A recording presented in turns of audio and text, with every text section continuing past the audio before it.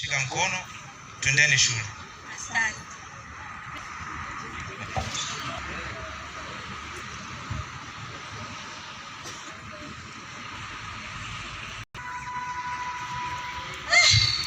Kweli nakutana na bosi mkubwa kama huu. Nipishe. Wewe mama. Mbona kusoma mtoto hivi? Kakosea nini? Niko naona ni mkono wa gani niliokusi. Yaani sana kiumbe kama hizi. Hata ukiwa unafuatilia hela, upati na hapo ndio unaenda hapo kufuatilia mkopo. Hivi ukizaa mtoto kama huyu leo utamtenga kama?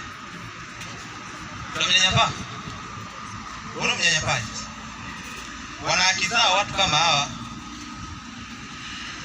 Unaambia mtoto wa mwenzio ni wako, mbona unamnyanyapaa? Umemaliza kuzaa, sawa? Mimi nachokuomba badilika. Usanyanyapaa. Watoto kama watoto wengine. Wanakizaa msingi. Naomba unisamehe.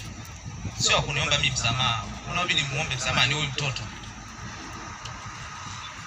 Mwanangu, naomba msamaha. Na naomba msamaha na jamii yote inayonizunguka kwa hili kosa ambalo naendelea kulitenda.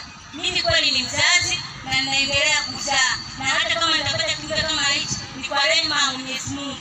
Nisamehe mtoto wangu. Unaelekea wapi? Unaelekea hapo ndio wazuri? Huko. Basi ngoja msaidie kumbeba huyu jiwa kali. Kweli.